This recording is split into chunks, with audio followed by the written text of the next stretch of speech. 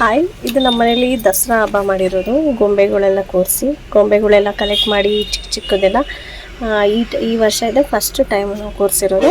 ಈ ಗೊಂಬೆ ಕೂರಿಸ್ತೀವಿ ದಸರಾ ಹಬ್ಬ ಟೈಮಲ್ಲಿ ಅಂತ ಹೇಳಿದ್ರೆ, ಅದು ವಿಜಯನಗರ ಸಾಮ್ರಾಜ್ಯದವರು ಫಸ್ಟು ಸ್ಥಾಪನೆ ಮಾಡಿದ್ದು ಗೊಂಬೆ ಕೂರಿಸೋದು. ಯಾಕಂದರೆ ಈ ಥರ ದಸರಾ ಹಬ್ಬ ನಾಡ ಹಬ್ಬ ಮಾಡುವಾಗ ನಮ್ಮ ಮನೇಲೂ ಹೆಚ್ಚು ಸಂಭ್ರಮವಾಗಿರಲಿ, ಗೊಂಬೆಗಳನ್ನೆಲ್ಲ ಸೇರಿಸಿ ನಾವು ದಸರಾ ಹಬ್ಬ ಥರ ಮನೆಯಲ್ಲಿ ಆಚರಣೆ ಮಾಡೋಣ ಅಂತ ಸ್ಟಾರ್ಟ್ ಮಾಡಿದ್ರು. ಆಮೇಲೆ ಎಲ್ಲ ಕಡೆಯೂ ಇದು ಪ್ರಾರಂಭ ಆಗಿದೆ.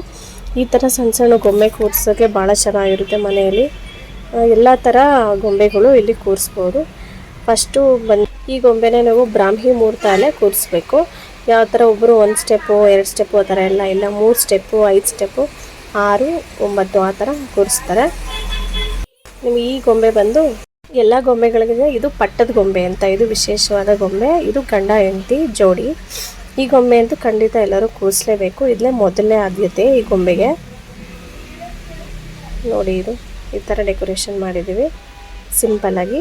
ಈ ಥರ ಗೊಂಬೆ ಎಲ್ಲ ಲೈನಾಗಿ ಜೋಡಿಸಿ, ಕೆಲವರು ಇನ್ನೂ ತುಂಬ ಗೊಂಬೆಗಳು ಇಡ್ತಾರೆ. ನಾವಿದು ಫಸ್ಟ್ ಟೈಮ್ ಅಂತ ಇಷ್ಟೇ ಇಟ್ಟಿದ್ದೀವಿ. ನೆಕ್ಸ್ಟು ಹೋಗ್ತಾ ಹೋಗ್ತಾ ವರ್ಷಕ್ಕೆ 2 3 ಆ ಥರ ಜೋಡಿಸಿ ಅದು ಗೊಂಬೆಗಳು ಜಾಸ್ತಿ ಆಗುತ್ತೆ. ಆವಾಗ ಸ್ಟೆಪ್ ಬೈ ಸ್ಟೆಪ್ಪು ಜಾಸ್ತಿ ಕೂರಿಸ್ಬೋದು. ನೀವು ಯಾರಾದರೂ ಇದು ಗೊಂಬೆ ಕೂರಿಸ್ಬೇಕು ಅಂತ ಇದ್ದರೆ ಕೂರಿಸ್ಬಿಟ್ಟು ಅದು ನೀವು ಒಂದು ವರ್ಷ ಕೂರಿಸಿದ್ರೆ ಮತ್ತೆ ಕೂರಿಸ್ತಾ ಇರ್ಬೋದು. ಆ ಥರ ನೀವು ರೂಢಿ ಮಾಡ್ಕೊಳ್ತಾ ಹೋಗ್ಬೋದು. ಆವಾಗ ತುಂಬ ಈಸಿ ಆಗುತ್ತೆ ಕೂರಿಸೋದು. ಈ ಥರ ಸಣ್ಣ ಮಕ್ಕಳನ್ನ ಒಂದು ಸ್ವಲ್ಪ ಗೊಂಬೆಗಳನ್ನ ಕಾಪಾಡೋದು ಸ್ವಲ್ಪ ಕಷ್ಟ. ಇವು ಸಣ್ಣ ಮೋಟು ಪತ್ಲು ಅಂದ್ಕೊಂಡು ಎಲ್ಲ ಗೊಂಬೆಗಳು ಕೈಯಲ್ಲಿ ಹಿಡ್ಕೊಂಡು ಓಡಾಡ್ತಾ ಇರ್ತವೆ. ಒಟ್ಟು ಮಕ್ಕಳೇ ಹುಷಾರಾಗಿ ನೋಡ್ಕೊಳ್ಳಿ, ಗೊಂಬೆಗಳು ಕೈಗೆ ಸಿಗದೆ ಇರೋ ಥರ. ನೋಡಿ, ರಾಘವೇಂದ್ರ ಸ್ವಾಮಿದಿದು. ನೀವು ಯಾವ ದೇವ್ರು ಬೇಕಾದ್ರೂ ಇಡ್ಬೋದು. ದೇವ್ರುಗಳು ಎಲ್ಲ ಥರ ಗೊಂಬೆಗಳು ಇಟ್ಟರು ತುಂಬ ಚೆನ್ನಾಗಿ ಕಾಣಿಸುತ್ತೆ.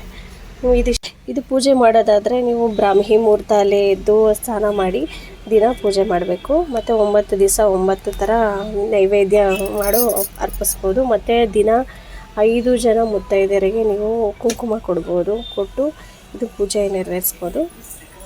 ನನ್ನ ಮಗಳ ಕೂರಿಸ್ದಾಗಿಂದ ಹೇಳಿ ಸಾಕಾಯಿತು, ಗೊಂಬೆಗಳು ಮುಟ್ಬೇಡ ಅಂತ. ಮತ್ತು ಕೇಳಲ್ಲ ಈ ಮಕ್ಕಳು, ಹುಷಾರಾಗಿ ನೋಡ್ಕೊಳ್ಳಿ. ಇದು ಚಾಮುಂಡೇಶ್ವರಿ ಗೊಂಬೆ ನೋಡಿದ್ದೀರಲ್ಲ. ಒಬ್ಬೊಬ್ಬರು ಒಂದೊಂದು ಥರ ಕೂರಿಸ್ತಾರೆ ಗೊಂಬೆ ಅಲಂಕಾರ. ನೀವು ಯಾವ ಥರ ಕೂರಿಸಿದ್ದಾರೆ ನನಗೂ ಶೇರ್ ಮಾಡಿ, ಮತ್ತು ನಮ್ಮ ಚಾನಲ್ನ ಸಬ್ಸ್ಕ್ರೈಬ್ ಮಾಡಿ, ಲೈಕ್ ಮಾಡಿ. Thank you.